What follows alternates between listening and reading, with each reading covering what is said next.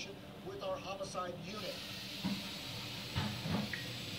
Now, still, you can see the San Jose Police Department is being very vague about the condition of that victim. But once again, the suspect, the armed man in this case, he was shot by police, and one police officer has been injured with non-life-threatening injuries. He was taken to the hospital. We're going to get more information from San Jose Police Department when it comes available. But for now, I'm Jeff Bush, reporting live in San Jose, KON 4 News.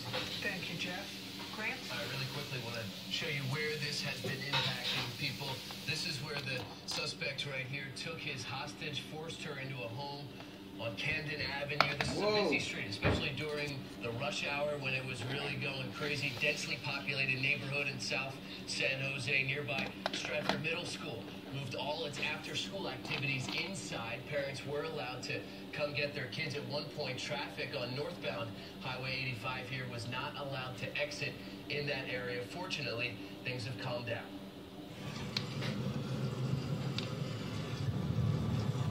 The Bay Area shocked with a storm powerful enough to shatter a 100-foot tree. It's exploded. More than 12 lightning strikes recorded by PG&E all over the Bay Area. 5 transformers knocked out in Daly City alone. Took me out of my seat almost. The heavy rains raising fears of landslides. KON 4 tracking the storm. No, there was a shooting right here in Camden. Oh my God! Right by the Bay gym. Area storming very hard this morning, making for a very wet commute and bringing rain and thunder and lightning. We've got team coverage on the weather tonight.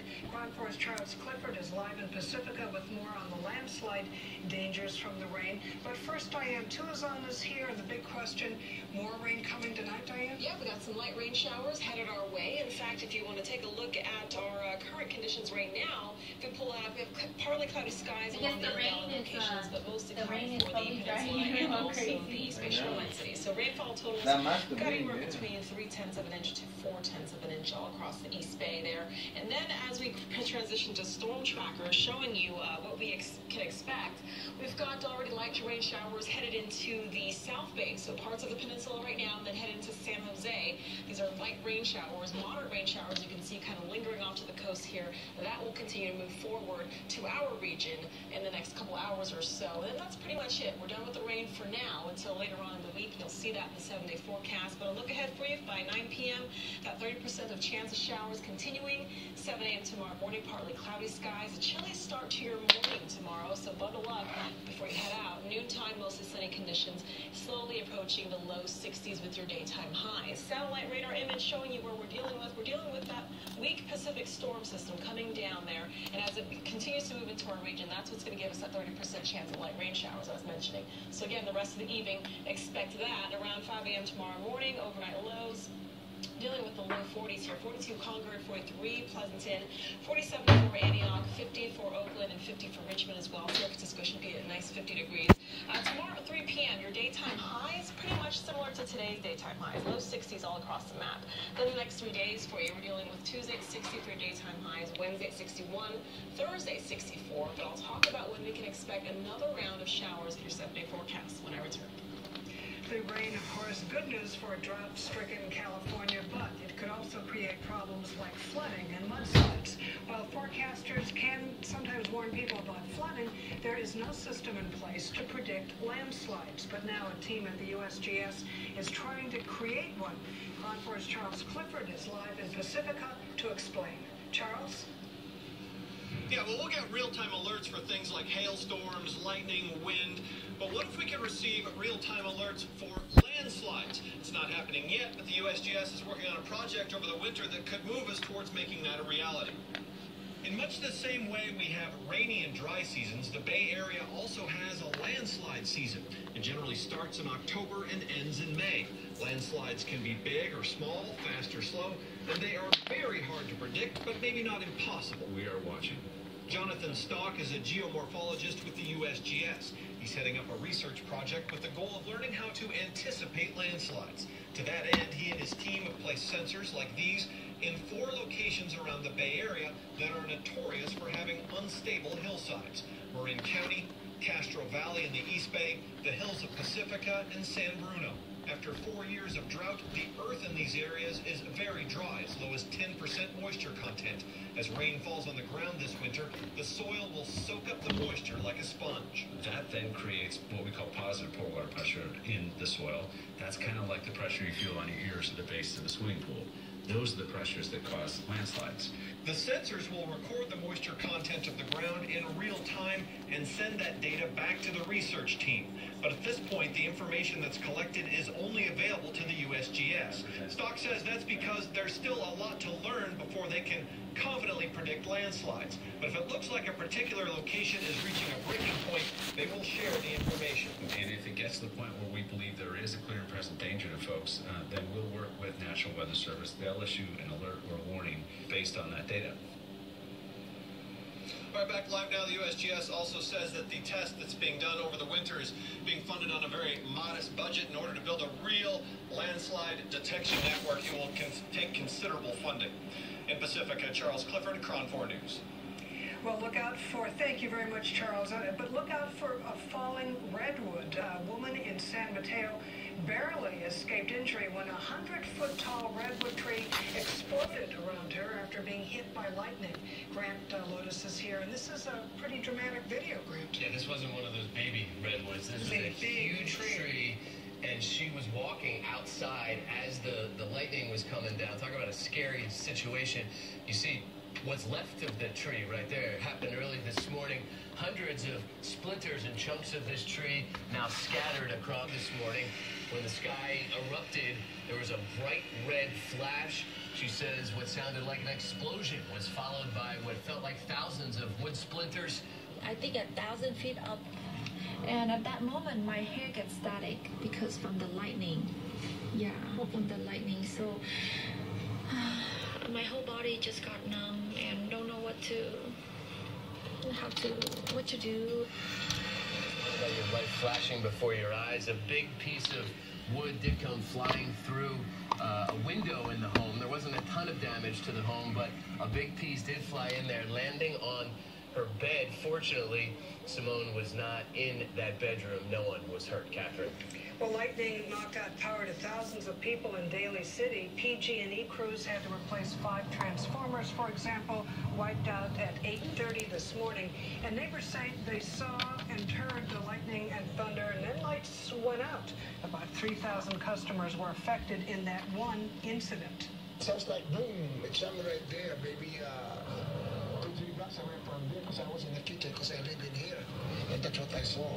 And it's like a light, you know, that like a blue light that exploded, something like that right there. Get me out of my seat almost. So it scared the heck out of me. And the meteorologists at the Weather Service, they say that a lot of lightning strikes have hit the Bay Area, most of them off in the ocean, but they say at least 20 did hit land. A flood watch still in effect tonight in Lake County. With all the rain, there's a risk that one disaster could turn into another. KRON 4's Kate Cagle shows us the potential for damage. The rain has tapered off tonight, but victims of the Valley Fire in Middletown and Cobb, they have a new concern. Every time it rains, there's a fear that the hillsides surrounding their communities could become a new danger. It's a worry that these badly burned hillsides simply can't handle much more from Mother Nature. There were no reports today of large mudslides. The flash flood warnings for the California burn areas lasted through 9 o'clock Monday night. Power and construction crews continue to work in the rain, while those displaced by the Valley Fire bear the brunt of today's storm. It was raining steady enough to make everybody miserable, enough to stay underneath these tarps or in their tent or in their trailers.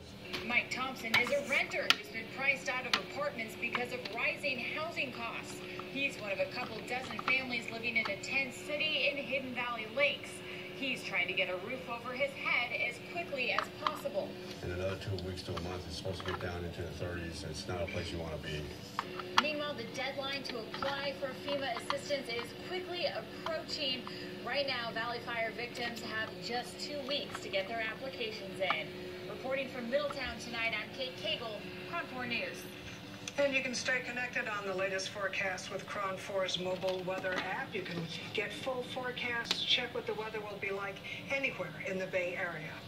About 300 taxi drivers stopped working today at San Jose's airport. They want more regulations to be imposed on ride-sharing services like Uber and Lyft. They're afraid of those services cutting into their business. The taxi drivers want the city council in San Jose to require fingerprints and background checks for those services. If the council does not meet the demands, the taxi drivers say they will strike again Tuesday, halting service across the city. Coming up at 8, rainy weather has led to slick roads and a deadly crash on a dangerous stretch of road in the East Bay. And we don't have to tell you that water and technology, they mix. Tonight at 8 o'clock, what to do if your phone gets wet. And next, the fire that forced dozens from their homes tonight. An update on the families left out in the cold. And rain showers swept the Bay Area today, but can we expect any more of it for the rest of the week? Your 7-day forecast is coming up next. Cron 4 programming is sponsored by Sutter Health. All you have to do is walk these streets to sense the flavor of Louisiana cooking, and you can taste it in my new Popeye Spicy Garlic Butterfly Shrimp. Get 8 shrimp, a side, a biscuit, and sauce for just $4.99. Not getting your best sleep? Could be you've got the wrong bed. Enter Sleep Number. She likes the bed soft. He's more hardcore. You can both adjust the bed for the best sleep of your life. Save $500 on the Veterans Day Special Edition mattress with Sleep IQ technology plus 36-month special financing. No better sleep with Sleep Number. You know, I never thought I'd be able to run or skateboard or surf because I developed such pattern. And he said, you have a tumor in there. It was cancer, and so there's a possibility I would lose my arm. My shoulder was shot. After the kidney transplant, I just wondered, can I do gymnastics again? When you're told you're going to be wheelchair bound enough, you start to just accept it. I have this abnormal heart rhythm. I could have had a stroke. Probably had this brain tumor growing for at least 10 years. I lost both legs and both knees. I get physical therapy through UCSF, which is pretty much has given me my life back. Baby moved his entire lower left lobe of his lung. He was born to overcome things. Everything we are, everything we do, is to make possible. UCSF Health.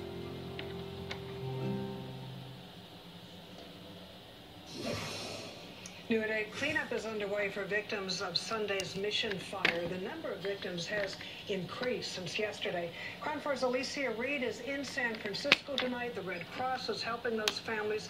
And Alicia, that includes getting them somewhere warm to stay tonight, correct? Oh, absolutely, Catherine. And that number has increased to 29 displaced individuals. That's according to the Red Cross. 6 of them are children. And once again, many of them will be staying in a hotel. Construction crews worked throughout the day to board up the rolling stock tire shop and the adjacent building, where everyone that lived inside is now homeless. The Red Cross Service Center was packed with fire victims, including Norma Pizarro, who is now trying to figure out her future.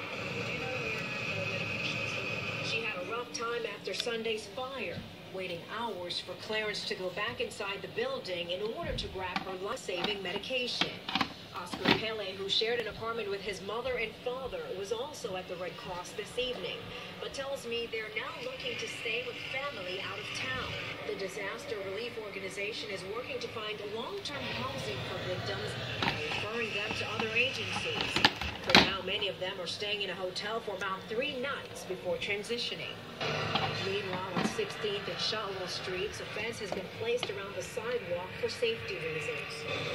The owner of the building where the fire started tells me everything inside the tire shop is now hazardous. He plans on demolishing the building sooner than later. Construction workers will be back tomorrow to finish boarding up the roof of the apartment building. Well, I haven't been able to get in touch with the owner of this residence to find out if the tenants will have the opportunity to move back in once repairs have been completed. Reporting live in San Francisco, Alicia Reed, Cron 4 News. Thank you, Alicia. And real weather drama today in the Bay Area, especially this morning. Things are simmering down. Diane Tuazon is here to tell us what's next. Diane? Yeah, we're going to have chilly temperatures, first of all, overnight. Already starting to feel that in the air. Also, we have a slight chance of, again, another round of light rain showers, about 30% chance that will continue into the overnight hours. So temperatures right now, we're dealing with the low 50s, 51 for Antioch and Livermore, 52 for Pleasanton. Your East Bay shoreline cities more like the low to mid 50s. In San Francisco, currently at 53 degrees.